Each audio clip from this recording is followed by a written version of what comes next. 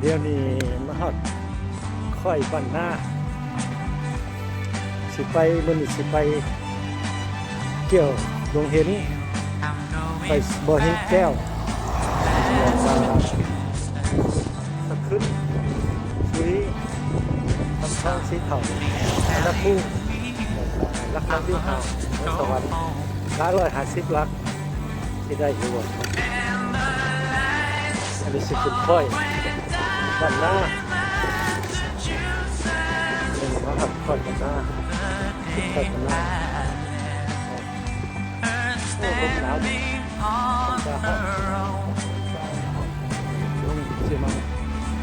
ลัก59ลงสิมังกากระทิง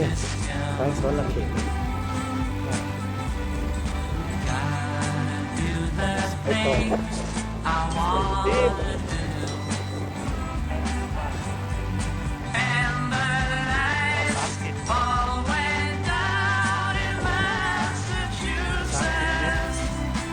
ขึ้นพอขึ้นเรา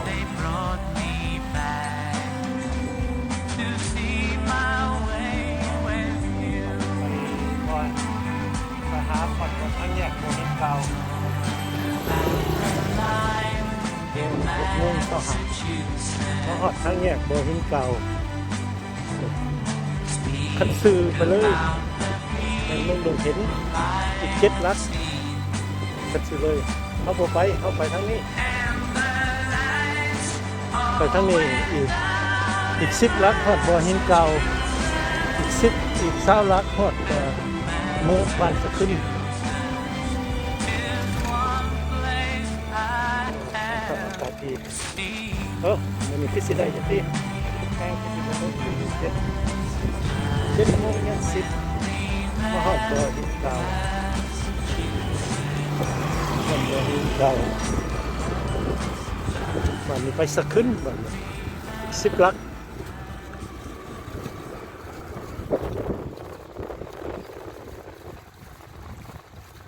เช้ามื้อนี้อากาศฝนสิตกมี7 โมงเช้ามาฮอดทางบ้านดงลิง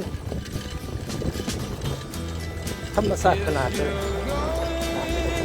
ทางสองไปบ้านดงลิง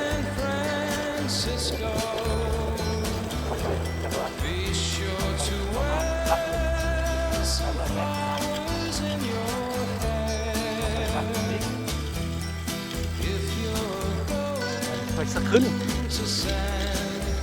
โอ้อากาศดีขนาดเลยธรรมศาสตร์ขนาดแค่ไหนยังบ่มเลยแค่ที่จะมาฮอดสักขึ้นใต้สักขึ้นใต้เพื่อจะออกไปซุยบ่จะแปลว่าไกลครึ่งเลยแต่10 ลักจะต้องมาไป10 ลักเลยไกลครึ่งไปซุยบ่ทางตึกเนี่ยดีเรียกว่าตอนเช้าเพราะมันติดมีคนอยู่อากาศดี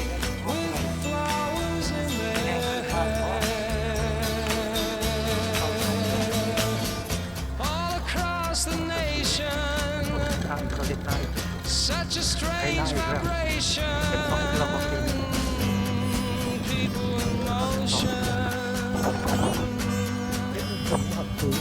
นี่แหละเขาบอกว่าเวลาหน้าไปมันรวมกันหน้าเขามานั่งมันอยู่แมนบอลเขาติดตาสีหุ่นบอลเขาติดตาสีน้ำสีถ้าดูไปแข่งเนี่ยไปทางแข่งก่อนไปเอากันแล้วพูดประมาณ10 ลักคนร้ายอยู่ใน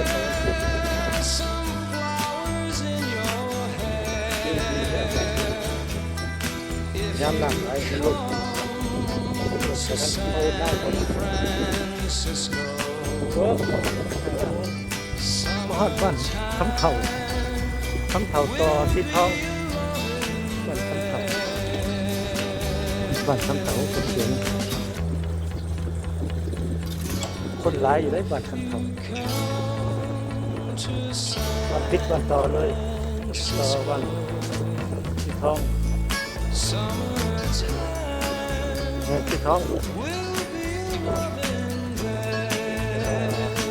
เป็นสัญลักษณ์ขอดบันนักคู่แก่งขอเขาบัวไปทางไหนเขาจะไปทางรักษาทิศสหาคู่หารักษาทิศสหาเบิ่งเด็กน้อยมันไล่มันละขี่ซาพวกนี้นะ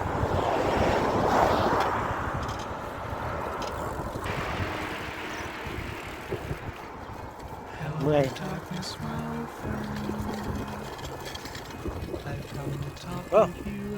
ไปบาทเลยได้อีก12 ลักถึง12 ลักถึงลัก35นี่ก็มุ่ง10มาหอดลัก35แปลว่าได้35 ลักก็ถึงสวรรค์มีลัก35ท่านไปปักเซ่เอาหมดทั้งนี้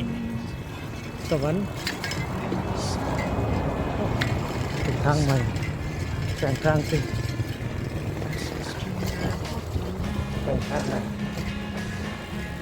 กับสันติภาพ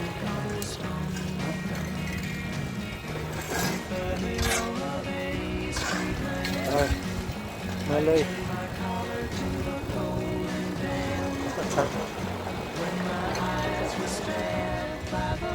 ออกจากมันซอกออกใหญ่ก็เหมือนคือสหอเดือนก่อน12 โมงก็ซอกฝนตก10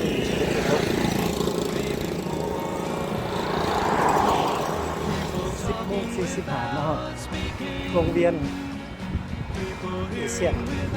ถนนไปสอนอนุสาวรีย์ทันไปสอน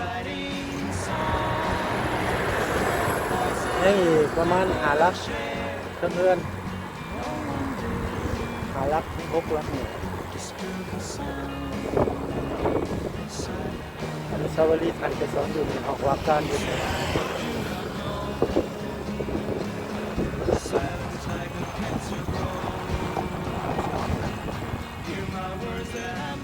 10 โมง 40มาฮอดโรงเรียนขันคำเบงโรงเรียน11เนี่ย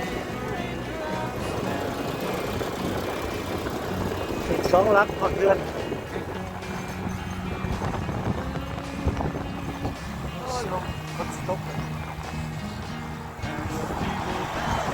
ไปเชื่อได้เด็กแต่เศร้าเลย4 โมงหอดเดือนมี6 7 โมง40 โมงรัก150 ลัก150 ลักออกดงเห็นสุยอัศวินหาสวรรค์แล้วเมื่อยปันใดแห้งขึ้นมาหน่อยหนึ่งแล้ว